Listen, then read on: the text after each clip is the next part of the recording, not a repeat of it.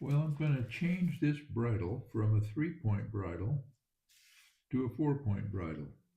And the reason I'm going to do it is because the spine I'm using is carbon fiber and it's a little too flexible at the tail section below where the lower connection point of the 3-point bridle is actually attached. And as a result, it affects the way the kite tracks. And I don't care for that, so I'm going to change it, see if I can make an improvement. So the first thing I'm going to do is going to cut this off so that I don't have this, I don't need it. I'm just going to cut it off there. So now I just have this line.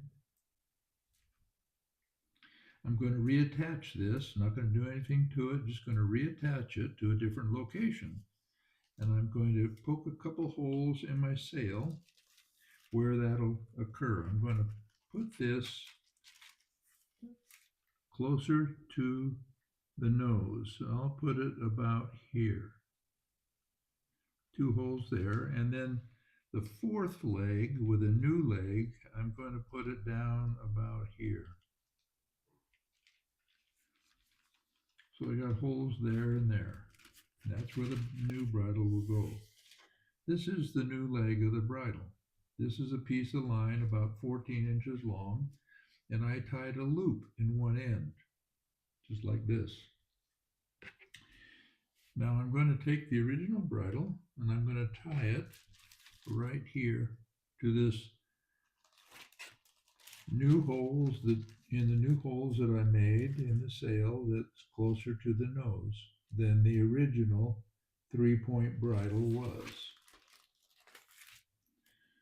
So once I tie that, I'll put on the 4th leg and that should do the job. I'll have to test fly it, of course, but that should be the solution. And I have done this before and it works really well.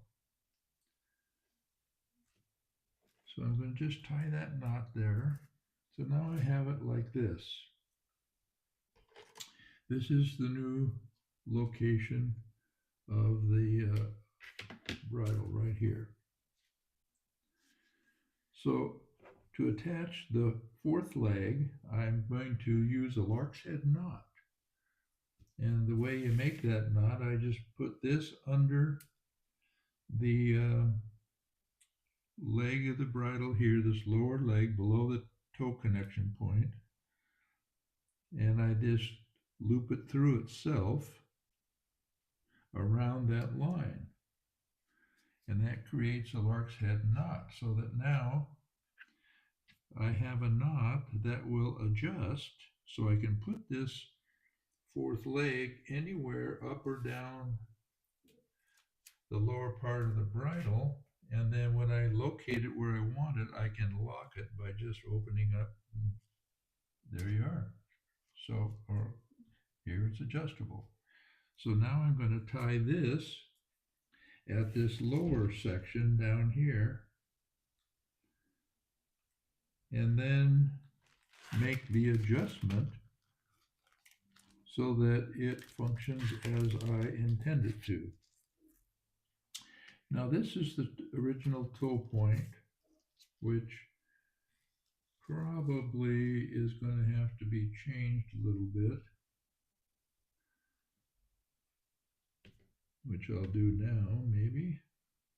We'll just pull this, slide the lark's head knot up and reopen it to lock it.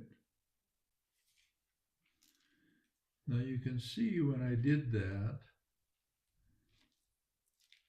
how this lower section of the bridle became kind of slack, this line right here. That's why I want this part to be adjustable, so that when I adjust the toe point location, I know it's going to impact these two as well. So I want this to be adjustable. That's why I use a lark's head knot. So now I'm going to tie this and we'll have a completed four-legged bridle, and the kite will fly better. Or at least it'll fly more the way I want it to fly, put it that way.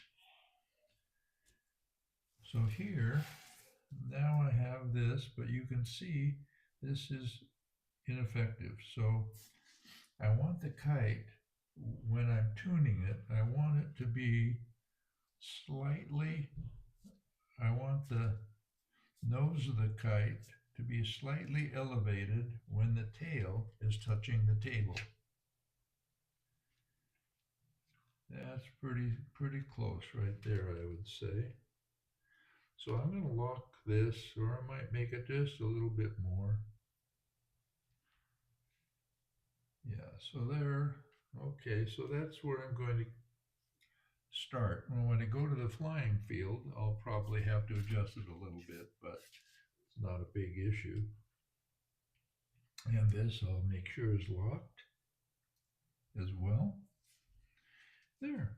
So now I have a bridle that is supporting the spine in a much firmer way than it did before, especially towards the tail section of the kite. And now, even with very strong wind, this will be very, very stable